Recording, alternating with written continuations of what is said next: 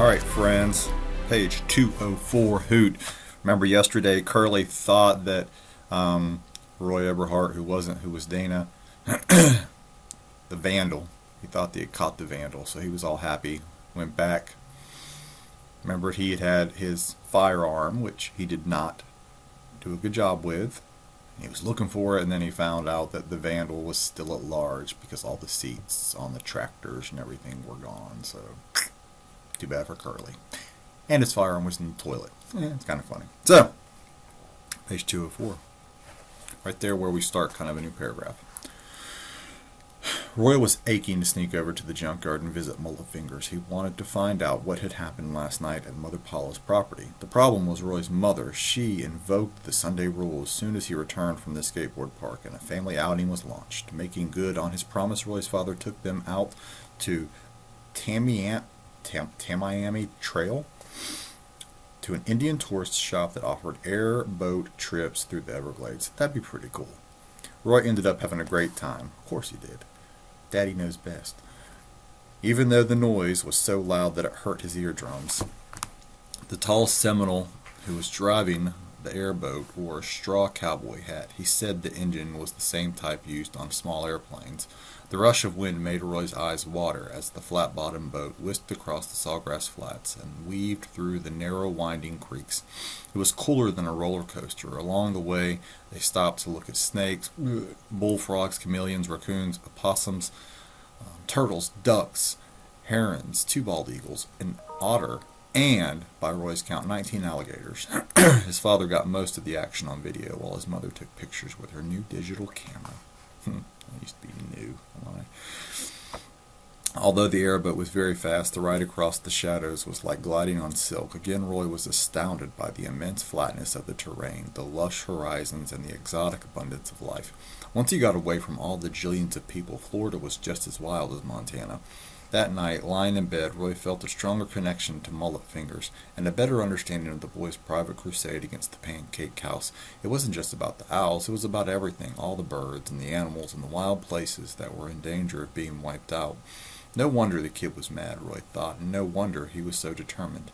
When Roy's parents came in to say goodnight, he told them that he'd never forget their trip to the Everglades, which was the truth.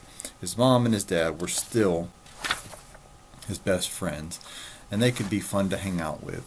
Roy knew it wasn't easy on them either, picking up and moving all the time. The Eberharts were a team, and they stuck together.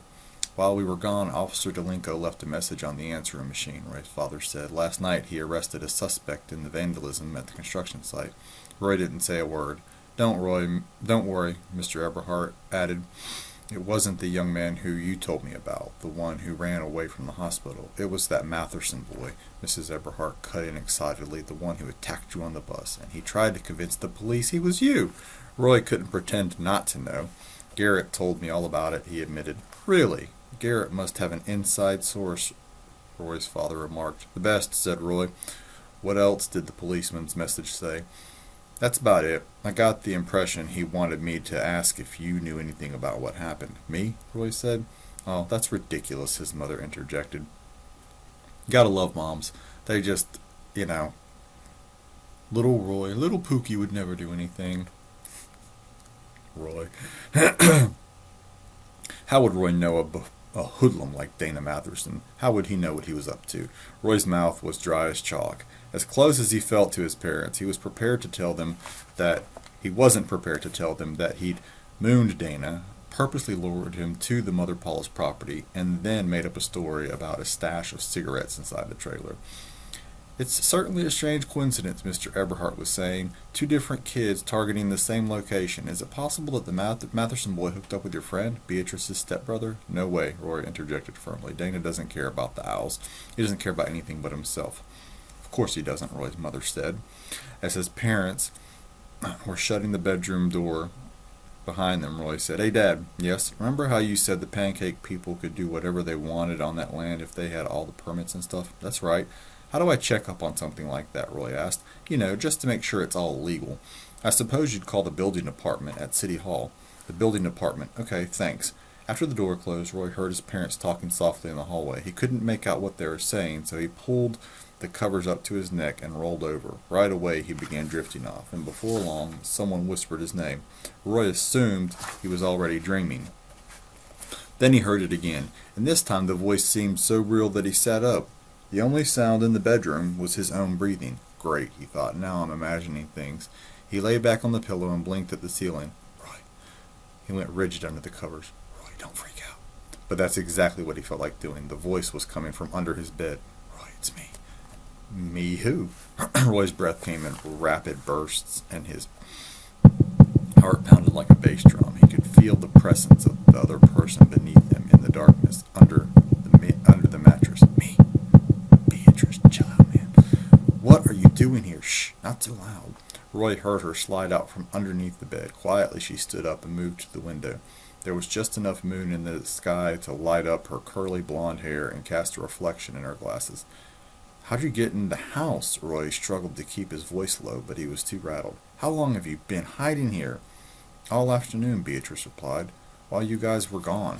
You broke in? Relax, cowgirl. I didn't bust any windows or anything. The sliding door on your porch popped right off the track. They all do, Beatrice said matter-of-factly.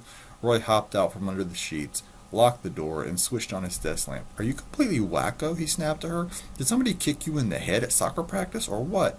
I'm sorry about this. I really am, Beatrice said. It's just, things got kind of hairy at home. I didn't know where else to go. Oh. Roy was instantly sorry he'd lost his temper. Was it Lana? Beatrice nodded gloomily. I guess she fell off her broom or something. Well, that really stinks. Yeah, her and my dad got to a huge fight, and I mean huge. She threw a clock radio at his head, so he beamed her with a mango. Roy had always thought that Beatrice Leap wasn't afraid of anything, but she didn't look so fearless now.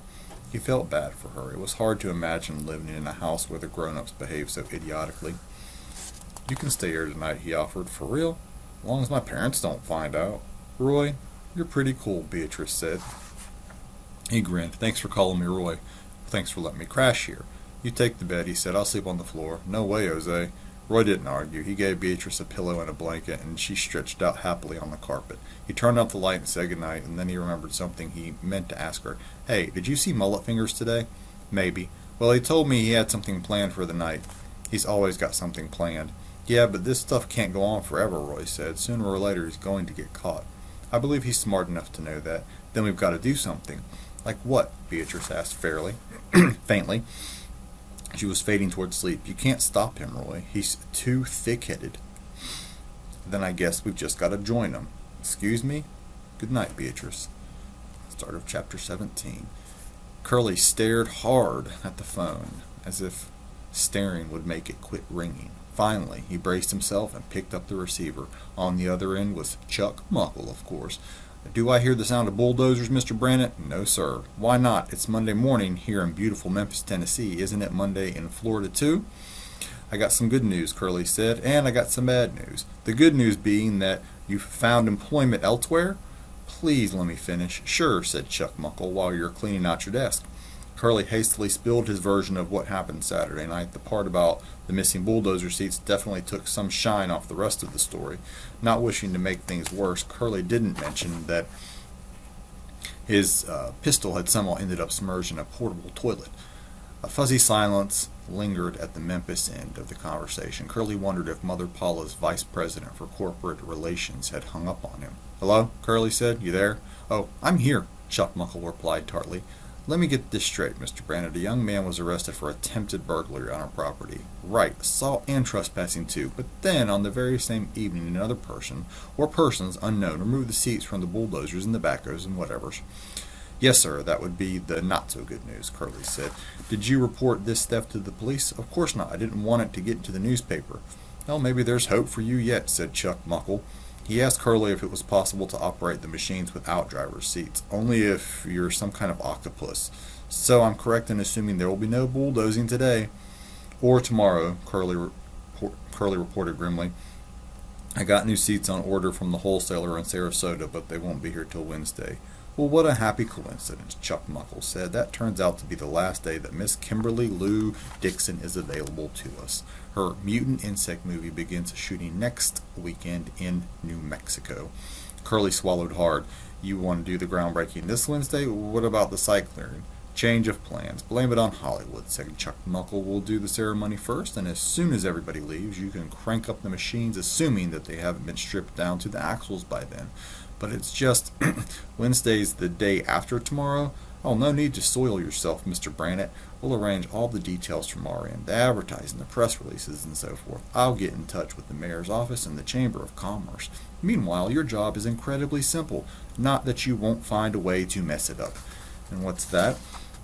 All you've got to do is lock down the construction site for the next 48 hours. Think you can handle that? Sure, Curly said. No more alligators, no more poisonous snakes, no more stealing, Chuck Muckle said. No more problems, period. Comprendo? Got a quick question about the owls. What owls? Chuck Muckle shot back. These burrows are abandoned. Those burrows are abandoned, remember? Curly thought, I guess somebody forgot to tell the birds. There's no law against destroying abandoned nests, the vice president was saying. Anybody asks, that's your answer. The burrows are deserted. Ooh. That's not good. Maybe a glimmer of hope there. And that's where we'll stop. Page 214, right after the first paragraph. We will pick that up on Monday. Hope you guys have enjoyed it, and hope you have a great weekend. See ya.